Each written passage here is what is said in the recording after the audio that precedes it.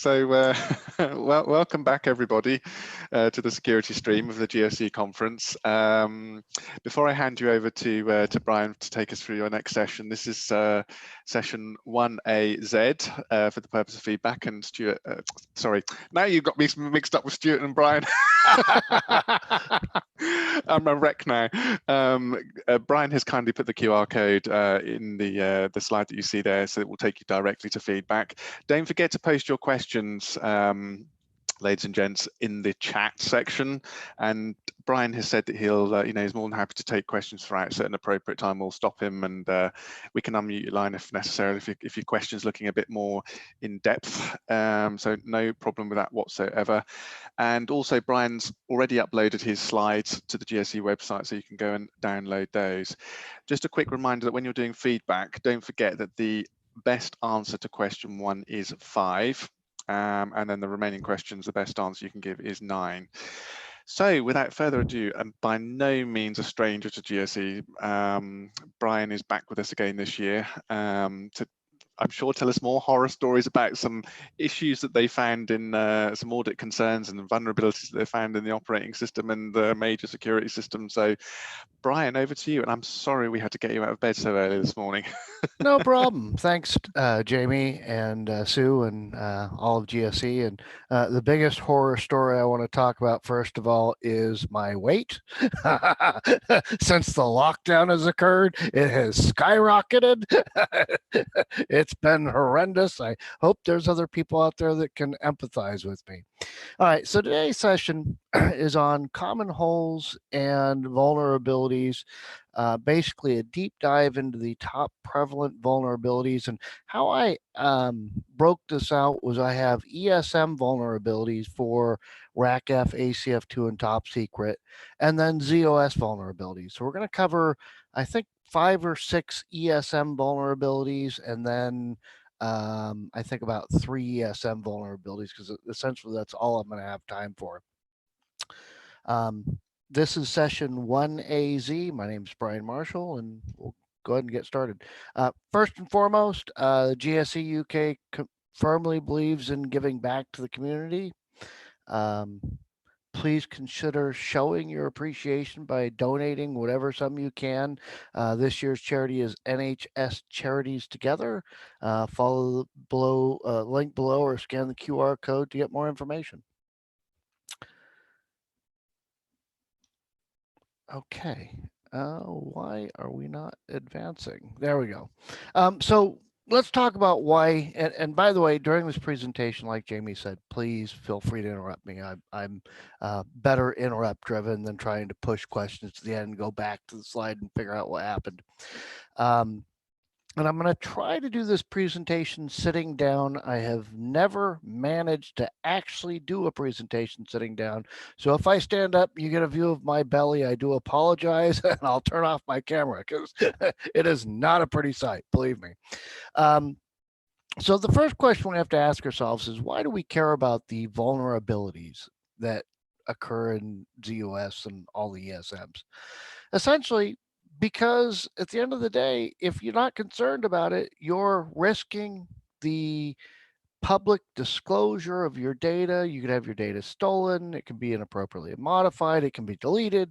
It can be rendered unavailable to you in such a way that you are then forced to pay a ransom to get your data back. And zOS is not invulnerable to this. The reality is that all systems have vulnerabilities. Now, we're all zOS bigots, right? I hope. We tend to like our system. We tend to believe it's one of the better systems, and I believe we're right. But that doesn't mean we shouldn't remain vigilant in trying to ensure that both internal and external threats aren't handled and thwarted through vigilance.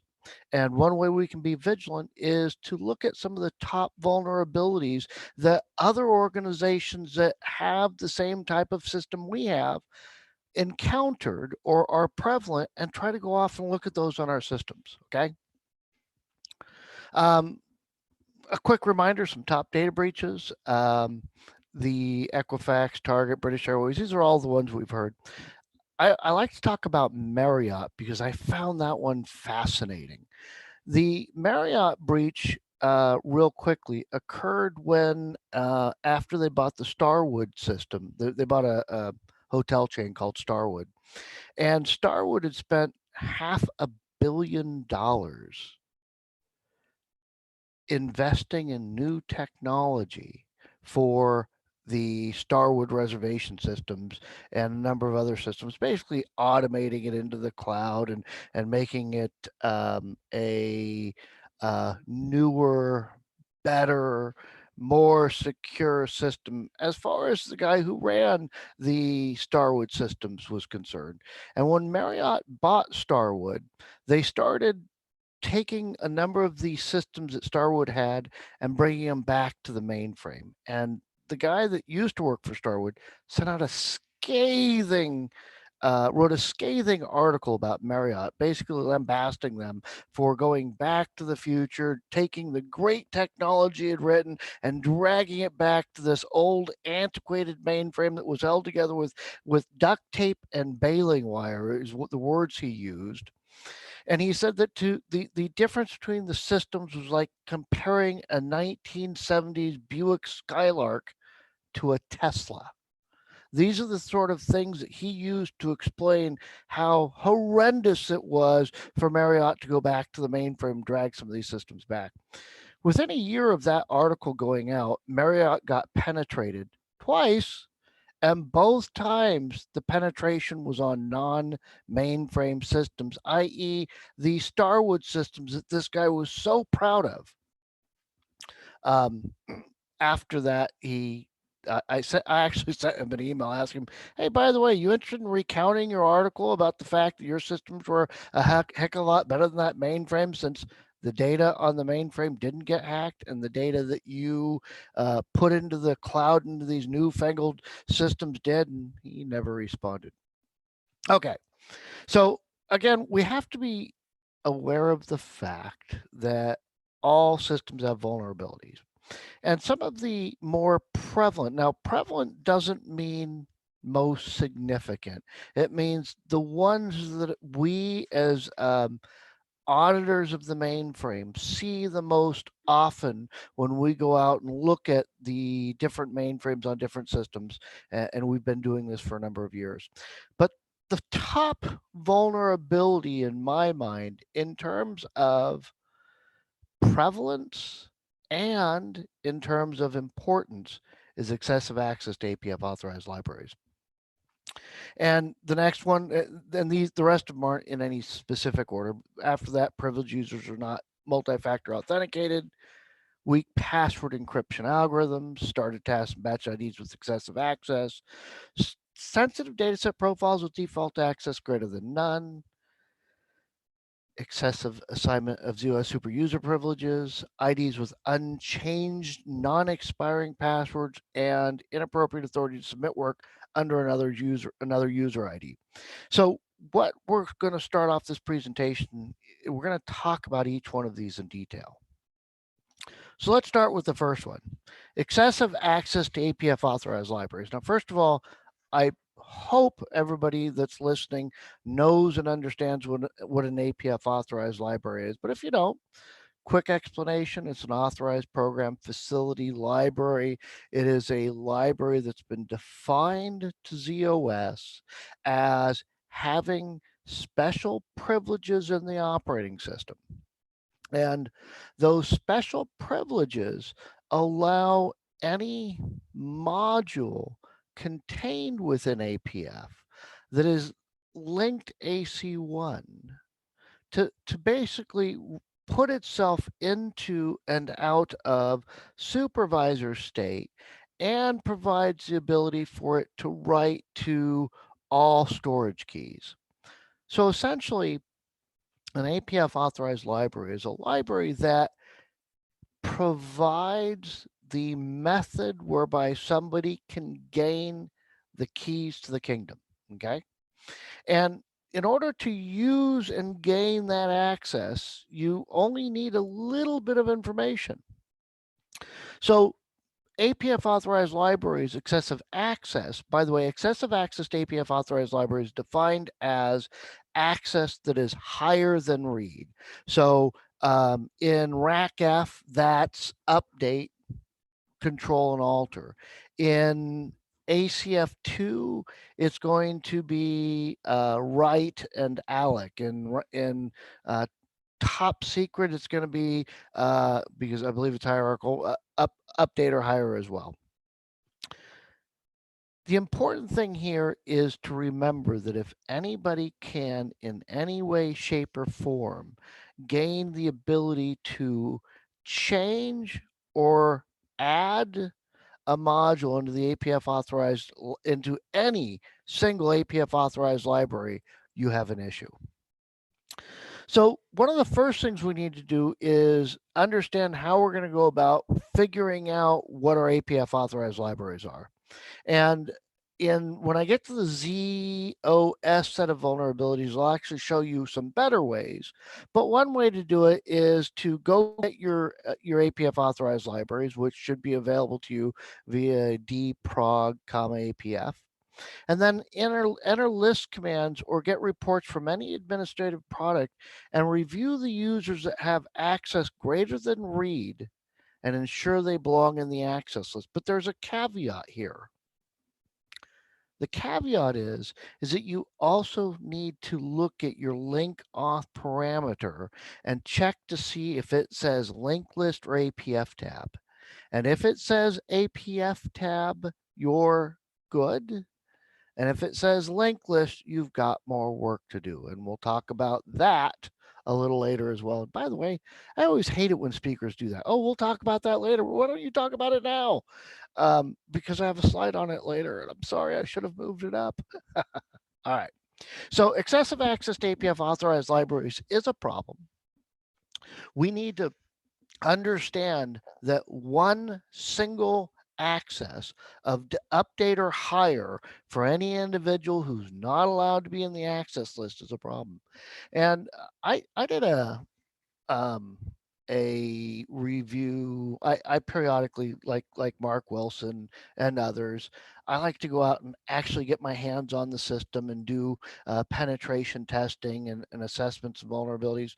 And we Vanguard, I'm not advertising anything, BMC, CA, everybody does this sort of thing, IBM. They hired us to come in and do a risk assessment on their system.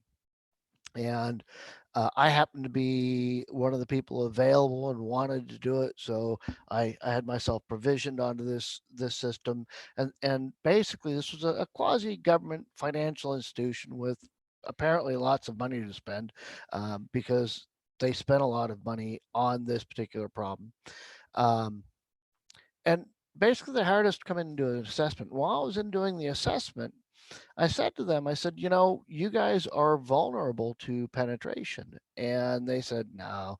Their security folks sat down with me and basically told me I didn't know what I was talking about. And in this case here, it was an ACF2 system. And I said, no, I'm pretty sure just based on the review of the results I've done, that in a matter of less than half an hour, I can gain any privilege I want on your system and do whatever I want. And it was interesting because the reaction wasn't what I expected. Usually, when I tell people this, they tend to believe me. In this case here, the security folks came back to me and said, nah, we don't believe you. You're going to have to prove it. I said, okay, I can prove it. But because I'm reticent to do this on your production system, I'd rather do this on your test system. And they kind of pushed back and said, no, we don't believe you can do it on our production system. So we want you to prove it on our production system. Fine. So I told them what I would do was I would, and on an ACF2 system, non-cancels essentially got authority. And what I told them was my ID could gain non-cancel through a easy means, and that I would have it. I would actually give myself non-cancel, list my ID in batch, take non-cancel away so that I could prove that on their system, I didn't do anything while I had the elevated authority. Ran the test that night, showed up the next day, and they were gobsmacked, or absolutely flabbergasted. And I explained to them I did it because they had ID asterisk of alter in one single APF authorized library. And they promised to fix that. And in the review I did 3 months later, they still hadn't gotten around to removing the ID asterisk alter. Excuse me, it was actually in ACF2, it's a UID asterisk with all access that they provided. Okay, privileged. So the next one, privileged users are not MFA authenticated. This is a huge deal. And we Vanguard are finally seeing a lot more mainframe companies realizing and understanding that their privileged users need to be MFA authenticated, and that they can be authenticated. They can be authenticated using whatever token they use for all their other systems. Most compliance regulations at this point require, at minimum, privileged users on the mainframe be multi-factor authenticated. And the reason for that is a single user ID or password or credentials of a single privileged user that is stolen, hacked, or basically discovered in the network can create a vulnerability, as that privileged user's credentials are now available for another person to use. So one of the best ways we know right now to mitigate this is through multi-factor authentication. And I would caution that multi-factor authentication using a authentication mechanism that is not biometric, like a fingerprint. And the reason for that is that biometrics don't change. You want to have a token or a value that changes over time, or a method. And I don't know if there are biometrics out there yet for the mainframe that do this, or other platforms, where time and your biometric come into play in terms of an algorithm. I know that the things like our cell phones that use our fingerprints to authenticate us, this isn't great authentication in terms of using your fingerprint, because your fingerprint doesn't change, which means if it ever gets stolen, it's still usable. Somebody can actually steal your identity. So in order to figure out whether or not we're doing this, there's really no easy automated way in terms of discovering whether or not privileged users are MFA authenticated. You have to go out and you have to talk to your privileged users. You have to, first of all, what are privileged users? You have to identify that, because privileged users is not just users that are system programmers or non-cancel in ACF2 or MISC authorities in top secret, or users in RACF with system special. And it's not just them and your system programmers. You really want to take a long, hard look at any and all users that have access to privileged data, or the ability to modify the operating system and or any of its components, including security, as your definition of privileged users. So go out, talk to them, find out if they're using multi-factor authentication to get onto the mainframe. And if they're not, implement it. It does require some work. There's a RACF method of doing multi-factor authentication. There's a Rocket, BMC, CA, Vanguard. All of them have multiple methods of allowing you to do multi-factor authentication for the mainframe. Across multiple ESMs, but you need to implement multi-factor authentication for at least your privileged users, and preferably using the same method that you use for all of your other systems. In other words, don't go out and buy another third-party back-end authentication system. Use the one you have. Okay, next, weak password encryption algorithm. If you're not using multi-factor authentication, this one is even worse.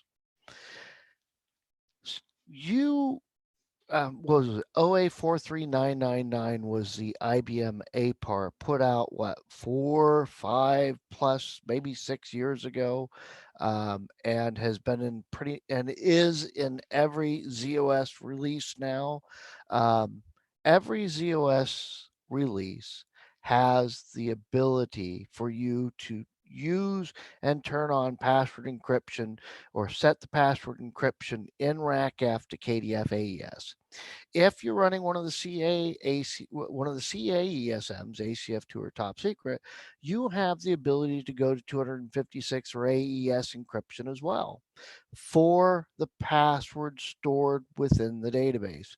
This is absolutely vital for all organizations to do, especially if you haven't used or implemented multi-factor authentication for your privileged users, because now your passwords are crackable, and all someone needs to do is gain access to your system and take a copy of the ESM, take it off platform, and then run a password cracking program against it. And this has been done against the mainframe, which is why IBM put out the OA 43999 in the first place.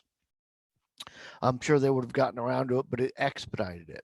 So the risk here is that user IDs, and first of all, user ID and password authentication as a credential mechanism is very weak.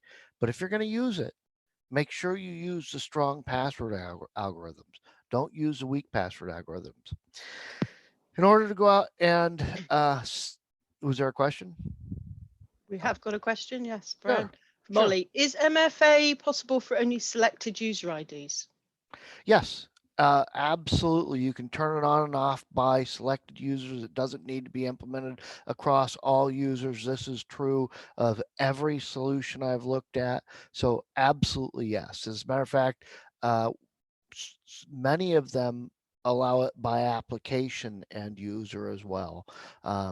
So the most important thing when it comes to multi-factor authentication in terms of a good business practice is use the same one across all platforms within your organization. In other words, if you're using RSA for your distributed environment, use RSA for the mainframe. And we're seeing a lot of customers going to Duo and Ping and others. There's tons of back-end authentication systems out there. Azure has theirs as well. It's a Microsoft version. They're all good. They're all implementable, and they're all easy to set. Well, let me take that back. Relatively easy to set up and get going once you know what you're doing. Okay, back to the weak password encryption algorithm.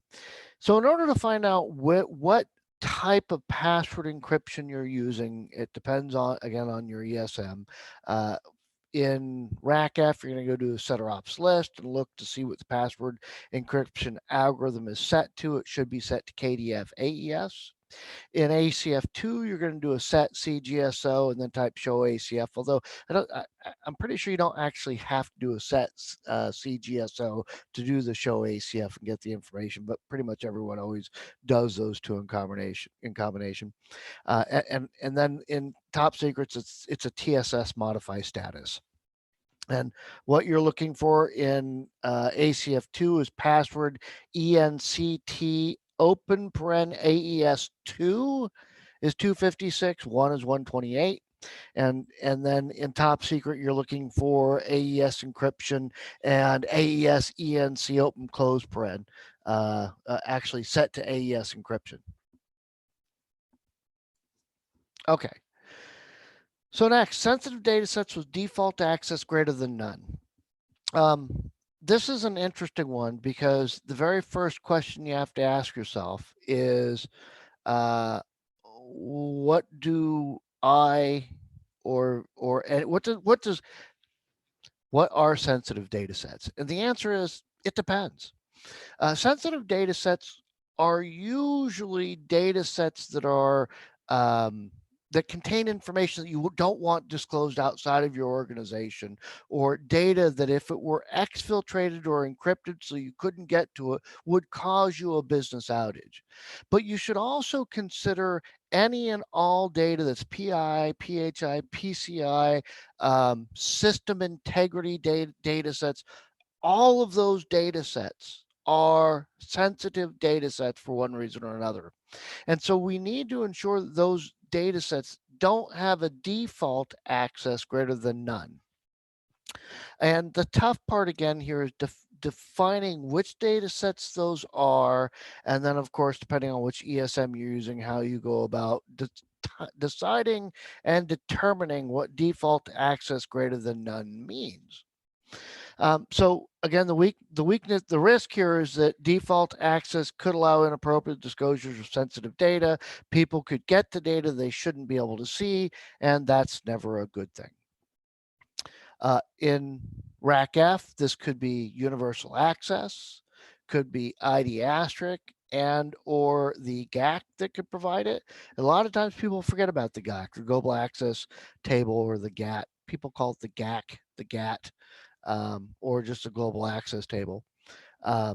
Essentially, remember that in RACF, the Global Access Table doesn't ever prevent access. It will only ever provide access, and it will basically, you can set up access to an entire class or a high-level qualifier for data sets with just a default access of read. And we've seen this before. We've gone out and done assessments where people had taken and put a prod.splat into the global access table with ID with all access. In ACF2, you've got the rules that have UID asterisk on them, and you have read all.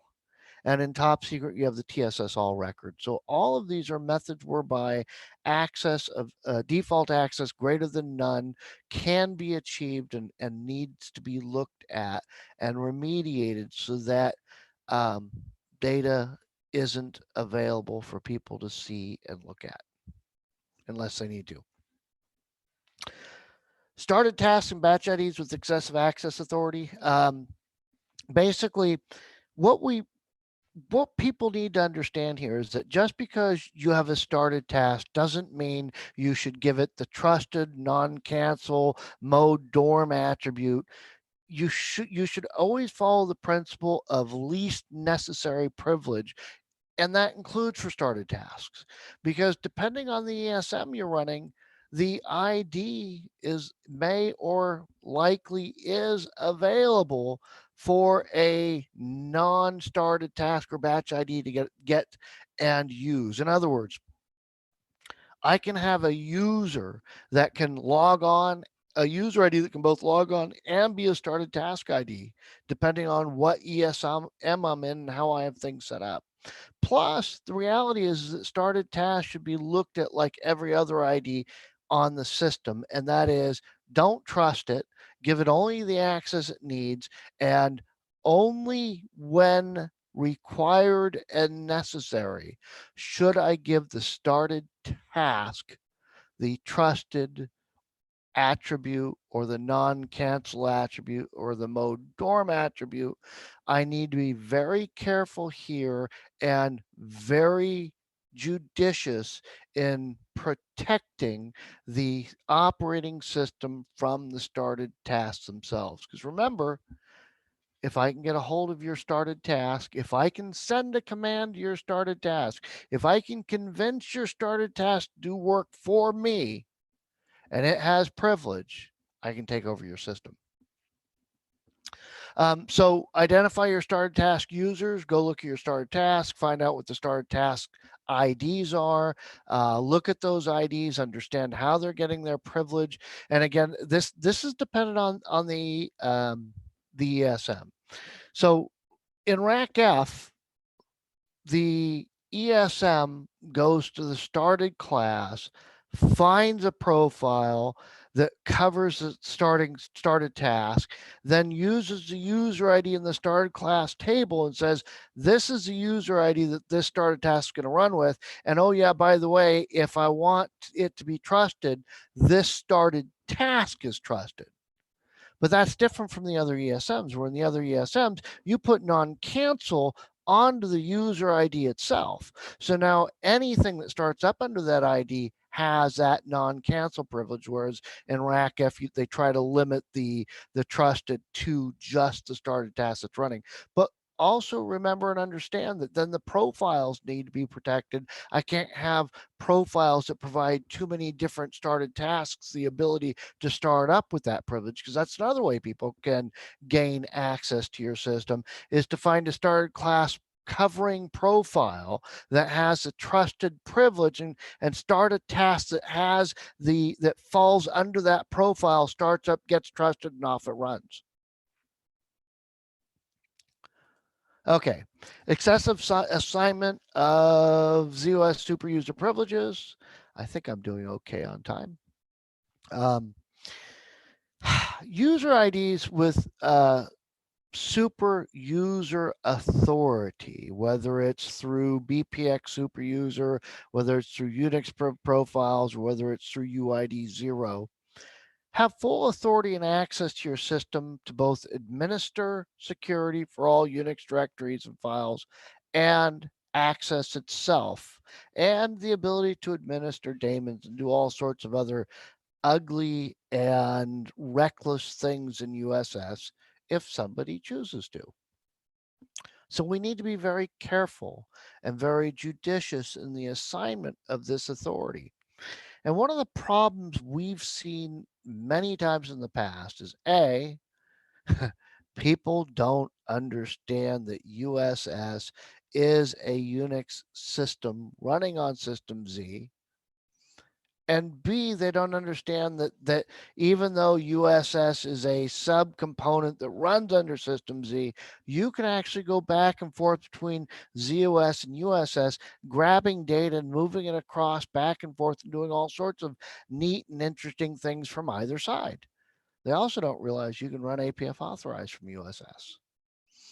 And so we need to be judicious about the assignment of superuser authority, as well as careful in who gains it and how they gain it. In other words, if I don't need root authority and I don't need just pure superuser authority, you can limit superuser authorities through the Unix priv and the BPX profiles. I can provide more granular access.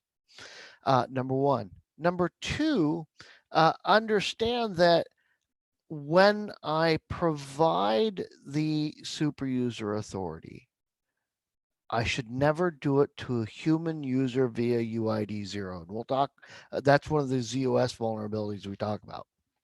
So super users can accidentally or maliciously damage or disclose or change or mess up your file system, your operating system, zOS, network connectivity, and all sorts of things. So there's huge risk here. Because essentially, UID 0 and superuser give me God authority to the system. And so you should be as careful with superuser authority in Unix as you would be with any other privilege or access that gives me God authority on your system. When looking at this, you're going to want to go look at your access to the facility class Unix profiles, as well as UID 0. And again, no human user should have UID 0. Remediation, assign UID 0 only to daemons, not actual human users. Review facility class or IBM fax bpx.superuser authorities and the Unix priv authorities, and implement file system access controls within RACF, ACF2, and SOPSecret as well to restrict access to the file system as well. Understand that super user authority is dangerous and should be carefully assigned. We've got a question. Sure. Brian, from Sean. It says, does BPX superuser grant you access to BPX file attribute.apf if it's not otherwise defined. Yes. So, and if anybody wants to argue with me on that, please do. But the answer is yes, I'm sure. So, Thank you. because BPX Superuser provides full authority to the USS operating system. IDs with unchanged, non-expiring passwords. This is another one, and sometimes as a statement, as a typical auditor statement, I will always say you should never have an ID, system or human, that has a non-expiring password, ever. But when challenged on that question, I always have to equivocate, because customers will say, well, we have FTP IDs that we, for whatever reason, have had processes for years that send data across using FTP, and that's done through an automated system, and the ID is embedded in an application along with its password, and we cannot change the password. So please, Mr. Auditor, tell me how to fix that. And my answer is always, well, you can use certificate authentication. You can use secure FTP authentication. And the answer I always get back is, we'd love to, but these systems have been around forever. Nobody knows how to modify the application. At that point, I have to say, you know what? Okay, you can live with that set of IDs that are responsible for FTP, as long as you understand and appreciate that there is a risk there. But outside of that, as a general rule, you shouldn't have IDs, whether they're system IDs or human IDs, with non-expiring passwords. And the biggest violator of this are our system administrators. Either the security folks, yay, security. I believe so much in security. The first thing I'm going to do is give myself a non-expiring password so I can always get in. Wrong, don't do that. And then so we need to understand that system administrators and system programmers are the biggest violators of this, and they have the most authority on the system, and you shouldn't allow it. And that this is different, again, across the ESMs. With RACF, it's no interval. With ACF2, it's LIDZ max on the lid, with max days specified as 0 on the lid and or in GSO. And or a password max set to 0. Max day 0, there's actually a great chart in the ACF2 manuals about this, that if you don't pull that chart and you try to understand what leads to a non-expiring password and what doesn't, you will definitely get it wrong. Because max days of 0 sounds bad, right? Because max days of 0 says you don't have an expiring password on the lid, actually goes to the GSO password max if you don't have LIDZ max. Clear enough? No, I didn't think so. The ACF2, the Broadcom manual actually does a good job with a chart explaining how these 3 different variables come into play, or settings come into play, for discovering whether or not your ACF2 ID has a non-expiring password. And then in top secret, there's the password expire on the ACID. So we need to go out and we need to find the IDs that have non-expiring passwords, and then look and understand why they have it, and start going through the process of removing the no interval or the non-expiring password from those IDs, with the notable exception of those that you can't. And again, I was looking at a system, and when they told me that they didn't have non-expiring IDs, I said, oh, okay, let's go take a look. This again was an ACF2 system. I found 126 IDs had non-expiring passwords in ACF2, because I didn't understand the ACF2 matrix of determining whether or not your ID had an expiring password, at number 1. And then number 2, of those 126, over 90 of them had the ability to log on to TSO. And when I brought this forward to them, the security folks sort of kind of looked at me and went, oh, Yeah, we kind of knew about that. We didn't think you'd find it. So we had to teach them that we auditors sometimes do find things you don't want us to find, and once we find it, you're kind of compelled to fix it. Okay, and so this isn't an easy one to do either, unless you have third-party products from any one of the vendors, because you basically, the best way to do your investigation here is taking the list commands, LU asterisk, the list like at dash, or the TSS list ACIDs data PW, and write some recs to go through the output and pull out the ones that are non-expiring, identify those users, and then go about providing expiring passwords. Next, inappropriate authority to submit work using another user ID. This is a big one. This is I am happy to say that auditors that are non-mainframe auditors, these are the big audit firms that go in and look at systems and companies as a whole.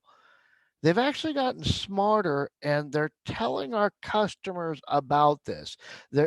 These are the auditors who used to do the check box. Oh, hey, you're a RACF system. Do you have a setter ops list? Yep. Okay, let's take a look at that. Nothing changed from last year. You passed your audit. They're getting a little smarter. One of the things they've started telling our customers about that we've been preaching for years, but now that their actual audit firms told them they have to actually listen to them, is surrogate access, or access to submit via another user's ID, whether it's surrogate, job from, no sub check, submit authority with an ACID with no password. The ability for one ID to submit work under the authority of another ID. Now, it's not bad to have this on your system. As a matter of fact, a lot of schedules and things require this. What's bad is how prolific this can become across your system, and how difficult it can be to remediate, because we have to remember that submit or surrogate authority cascades, which means if I, Brian, have access to Jamie's ID, and Jamie has the ability or has access to Sue's submit ID, I can submit as Sue, even though I'm not in Sue's access list, because I can submit as Jamie and Jamie can submit as Sue. I can submit as Sue via Jamie. And the more interesting part here is the fact that you lose your ability to see this through the SMF records unless you start cobbling them back together, because you'll see that Brian submitted something as Jamie, and then you'll see Jamie submitted something as Sue, but really Brian submitted as Sue. And you need to follow the chain of SMF records to figure that out. And so as an auditor, that's one of those things that we have utilities that we run, and we go through and we map out the entire set of surrogate access. And sometimes customers are flabbergasted to find that because user A has access to another user B, and user B has access to user C, and user C happens to be a system programmer, and user A actually gave authority to somebody else, that essentially 30 people now have the ability to be a system programmer when they thought they had one. Okay, so those are some of the more prevalent ESM vulnerabilities. Now let's start talking about the zOS vulnerabilities. And the first one is obsolete or invalid APF definitions. We talked about authority to APF, but we need to talk about invalid entries in the APF.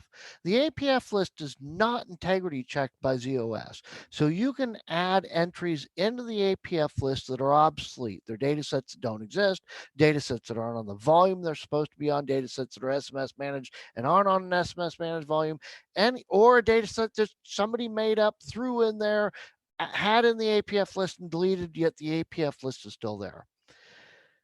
The problem here is that you can't, any APF entry that's out there, should a data set be created with that name, or on that volume with that name, or on that SMS managed volume with that name, that data set will instantly get APF authorization.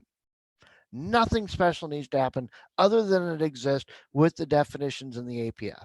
So be very careful here. The great news is Health Checker, SDSF, both give you the information you need to tell you whether or not your APF entries are in good shape. And even better, to this day, I have not found a rational reason why one couldn't go in and just immediately delete those entries because those entries aren't in use.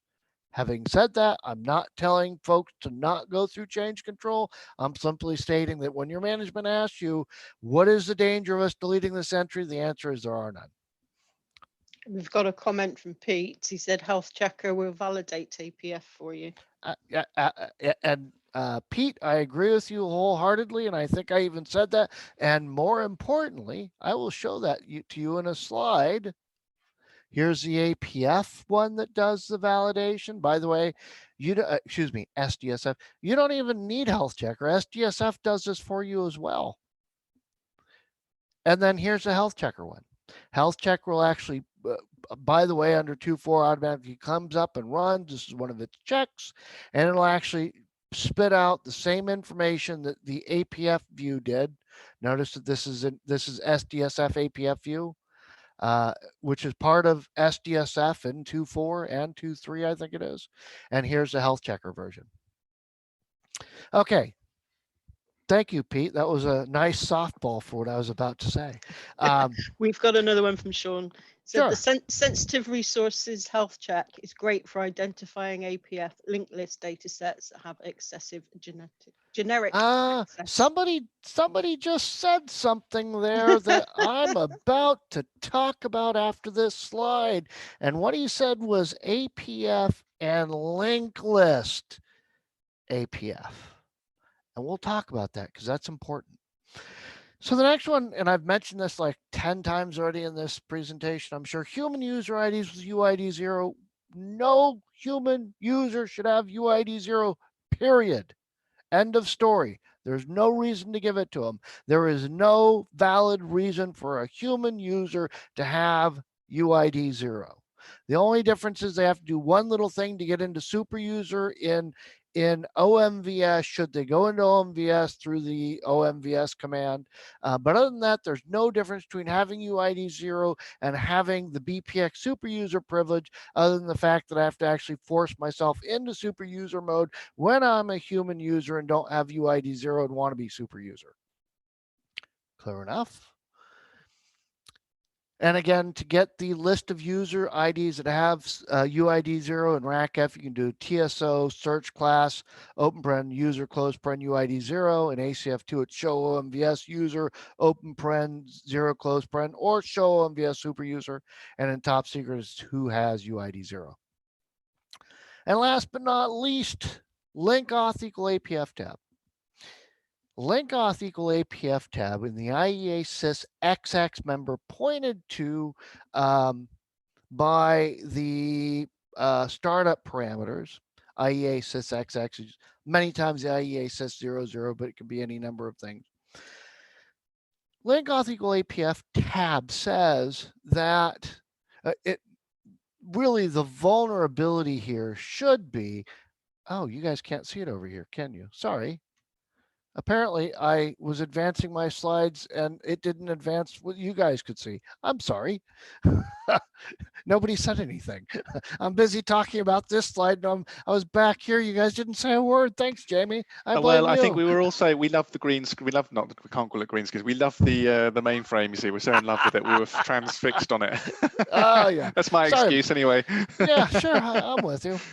Sorry about that. All right. So this was the slide I talked about a minute ago. This was the health checker. I don't remember what slide I was stuck on. This is the APF view from the APF entries. This is the invalid APF entries via the health checker.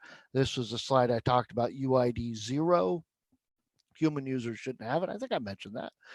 And then this slide, the last one, link auth equal, it really should be link auth equal linked list is the vulnerability. Problem here is this. You have one of two choices when it comes to your link auth specification in the IEA-SYS XX. And the default is LNKLST, which is bad because it says that in terms of APF authorization, bless you, Roxanne.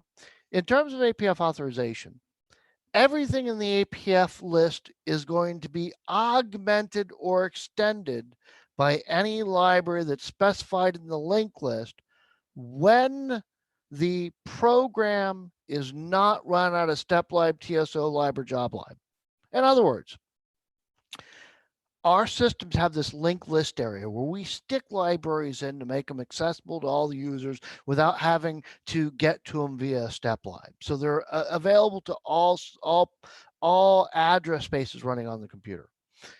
If I want to run a program out of them, I just say pugum equal and I execute the program, and I don't need to point to the library it's in. It'll pull it out of the linked list.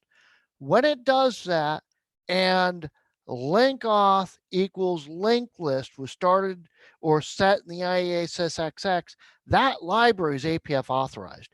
And if I have access to an AC1 link library, or I can modify that linked list library and change it and modify it in some way, I can gain the keys to the kingdom. So link auth should be set to APF tab, and you can actually follow your to figure out which IEA-SYS XX member you're using. Do a dspace IPL info if you can get to this data. Look to see what the load value was in your IPL parameter and what volume it was on. Go to that volume, pull the sysparm 2-character value from this and your parm lib concatenation, and start looking through this concatenation for an IEA-SYS AC member. When you find that IEA-SYS AC member, there'll be a link auth equal in that. That's the guy that your system started up under.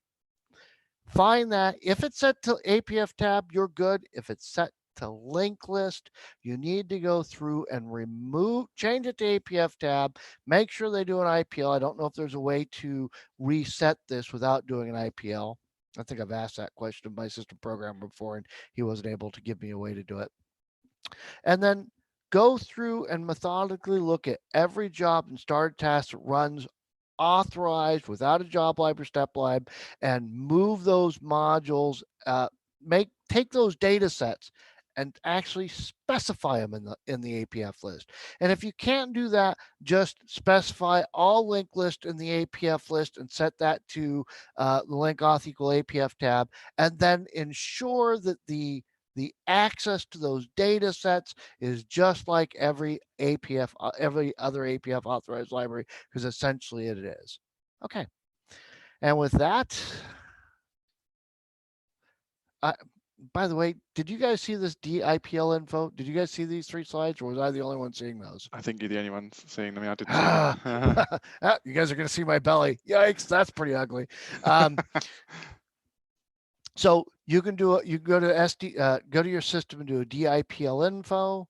You'll get the information about your IPL parameter right here.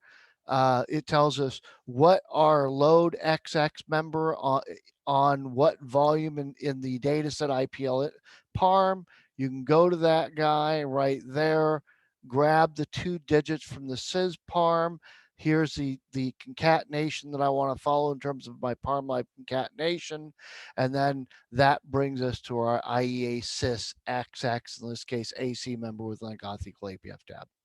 So with that, we do a lot of assessments. We've done 350 plus in the last 10 years, actually probably more than that. We don't keep information about individual organizations, but as we're doing our assessments, we do keep track of which vulnerabilities we found, and by percentage. So we keep a statistical analysis over time of the vulnerabilities, and these are the top 10 we've seen, and the percentages in which they occur. 82% of our customers have privileged users that don't have multi-factor authentication enabled. That's pretty bad. And remember, everybody has issues. You're not alone. Don't be surprised when somebody comes in and does an assessment and finds things. You're paying them to do that. Expect it. Understand that you should go back and look at the most prevalent ones and see if you have them on your system. I've given you enough information, I hope, to do that. If not, feel free to email me and I'll give you any assistance I can. Please fill out the evaluations. Remember, I think he said 5 was the best for question number 1 and 9 for the rest. This is session 1AZ. Please be kind, like others. I would love to come back and actually speak live at GSE again, and your feedback's important. Thank you. Thank you so much, Brian. And yes, and don't forget the charity. Thank you for the slide there. Don't forget the charity as well for this year. Like I said, donations are going up, which is really good to see. And so if you haven't donated, please consider doing so. So any questions for Brian? I know we've had some good questions so far. Please don't be shy. It's always one of these things with questions in electronic forums that people sometimes are a bit shy or maybe embarrassed to put their questions in, but the chances are somebody else is dying to ask the same question, and I think at least one of us will learn something from it, from the response we get. So please do come forward to those. I don't know.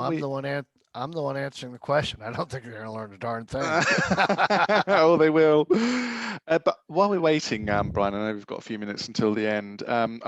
There's kind of a comment really around one of the things that I see consistently is this use of universal access of read still or higher and ID star. And, often when I'm doing an assessment, I will say, can I look at like your corporate security instructions or policy? And always it states in there, you need to operate, whatever the platform is, the principle of least privilege. Right. And so then you go and compare UAC read, you look at or ID star, and you look at the number of users on the system, and let's say there's 100,000 in that system. It's like, that's not the principle of least privilege or stroke least access.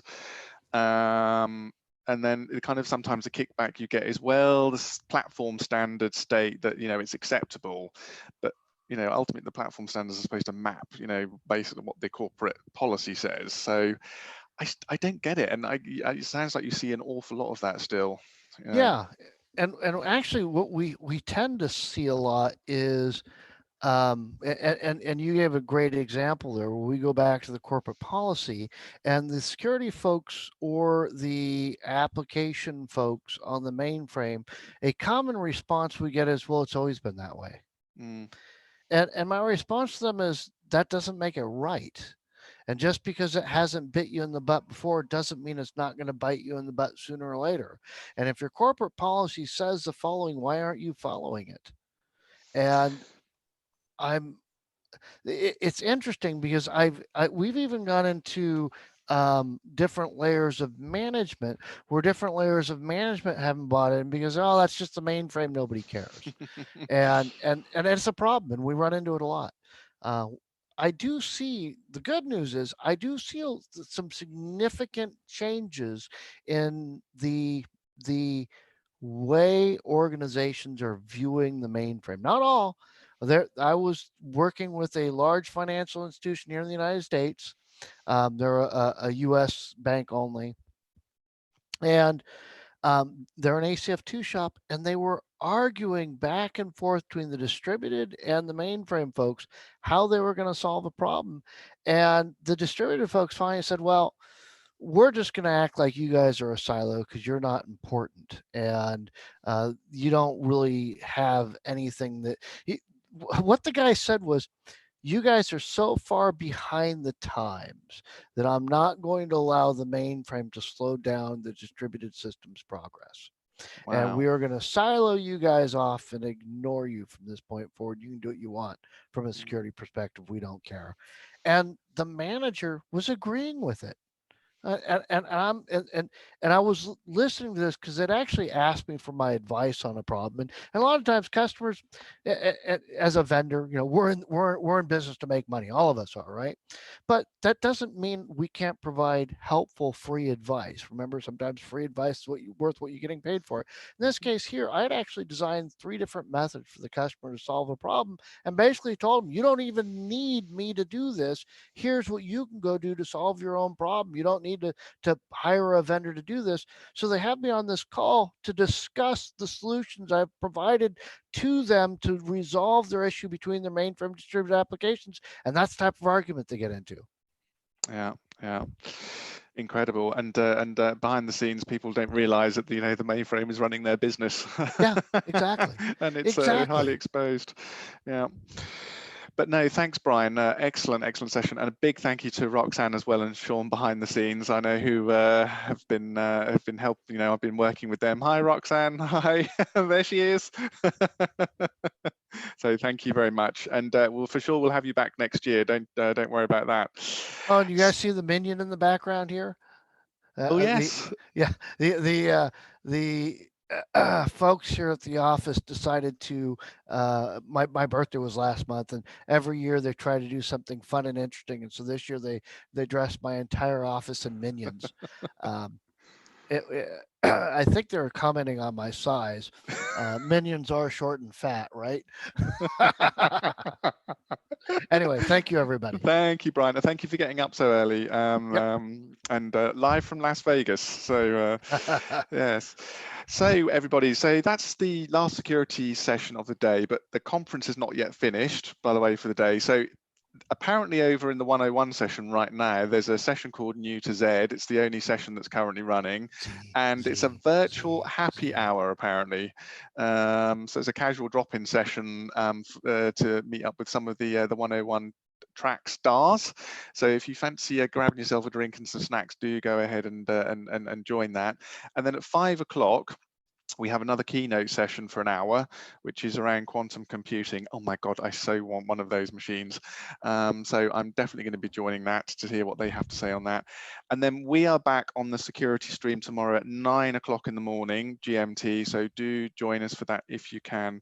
But once again, thank you very much, Brian and everyone at Vanguard. Nice to see you again, and have a good evening, everybody. Thank you very much. Everyone. Thanks.